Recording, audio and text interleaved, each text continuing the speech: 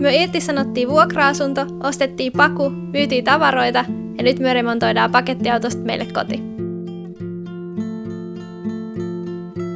Mercedes-Benz, Volkswagen ja Ford pakettiautoissa on kaikissa kiinnitetty näköjään nuo sivuhelmat niin, että sinne jää ihan avonaisia aukkoja. Ne on kliksuteltu paikoilleen vaan semmoisilla tapeilla. Niistä valuu ajan myötä vettä tänne sisäpuolelle ja voi tulla peltiin semmoisia keltaisia kohtia. Meidän pakun lähtötilanne oli onneksi tosi hyvä, mutta me haluttiin silti ehdottomasti tehdä asialle jotain. Muutenhan sitä vettä valuisi sit meidän eristekerroksiikin. Ihan ekaksi me meinataan nyt irrottaa noi helmat ja siivota niiden alta paljastuvat liat.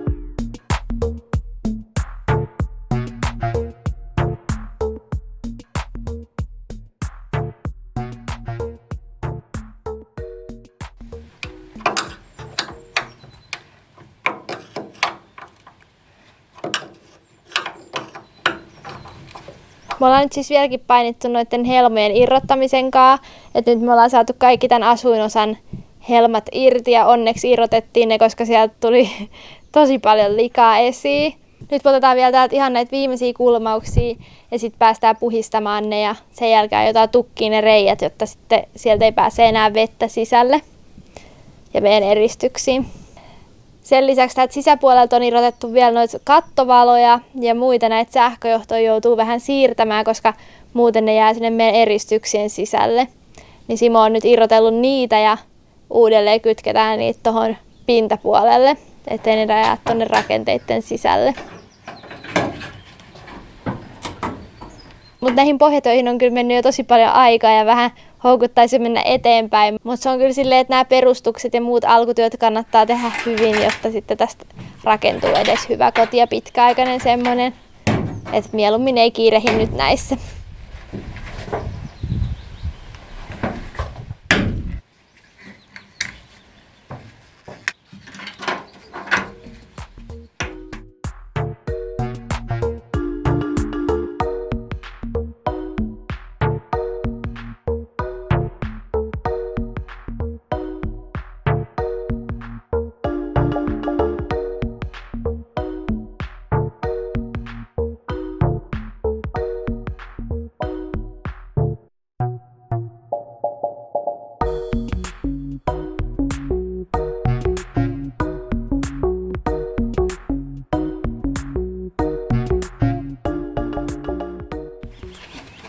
Jouduttiin ottaa samalla irti sit myös noi taka-ajovalot.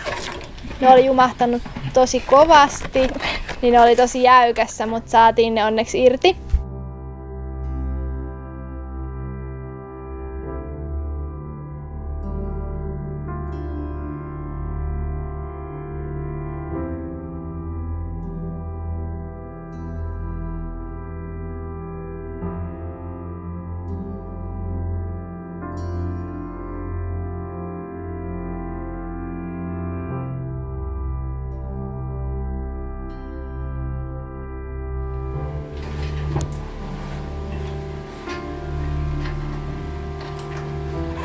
Sitten putsattiin sivuhelmojen alla olleet liat.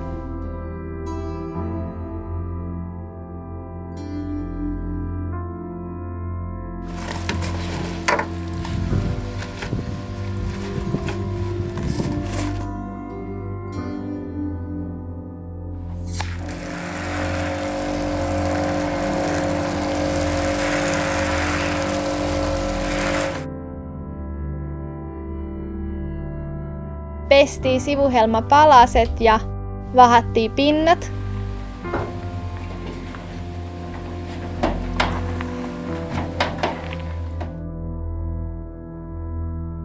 Sen jälkeen alkoikin näyttää sitten tosi paljon paremmalta ja oli aika kiinnittää helmat takas paikoilleen ja aloitettiin takavalojen kiinnityksellä.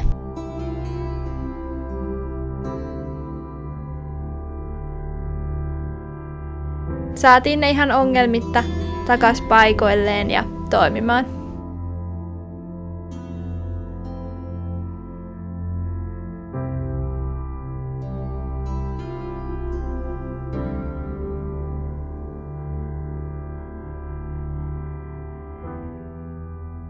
Nämä sivuhelmat on kiinnitetty tämmöisillä tapeilla.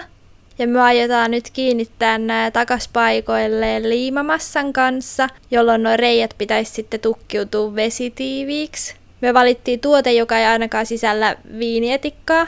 Me oltaisiin haluttu kiinnittää nuo tapit ensin yksitellen autoon ja oltaisiin nähty, että ne menee hyvin. Mutta näitä sivuhelmoja ei voikaan liuuttaa sen jälkeen paikoilleen, kun näitä kiinnikkeitä on 2 suuntaan ja on myös erilaisia tappeja.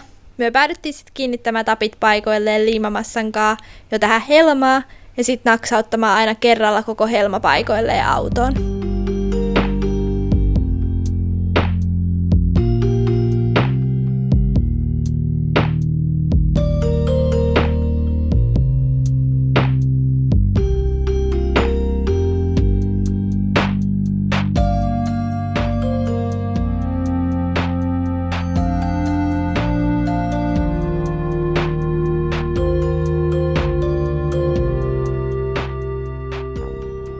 Eiköhän siitä ihan hyvä tullut. Me varmisteltiin vielä vähän sisäpuoleltakin niitä kohtia. Seuraavana vaiheena on vielä vähän pohjatöitä. Mahdolliset kohdat, jossa on ruostetta tai lähtenyt maalia pois, niin se suojataan ruostumiselta. Koska näihin pintoista ei pääse enää koskaan käsiksi. Ne kohdat hiotaan ja putsataan tärpätiltä ja maalataan ruostenestoaineella ja kuivumisen jälkeen pintamaalla. Samalla nyt tukitaan myös mahdollisesti reikäkohdat tuolla samalla liimamassalla.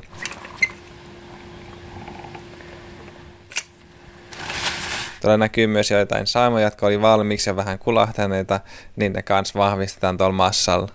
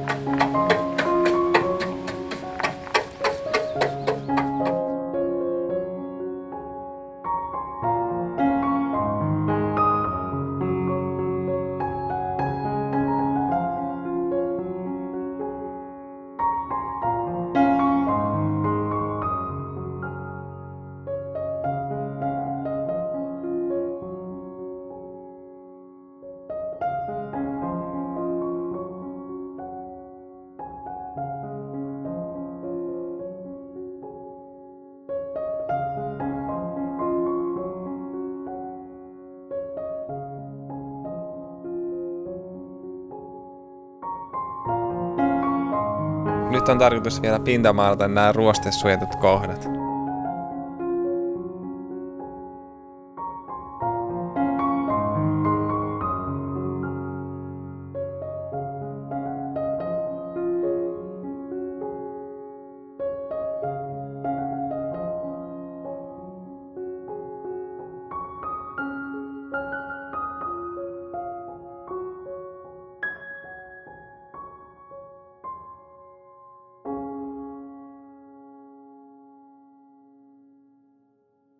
Seuraavassa jaksossa äänieristyksen aika.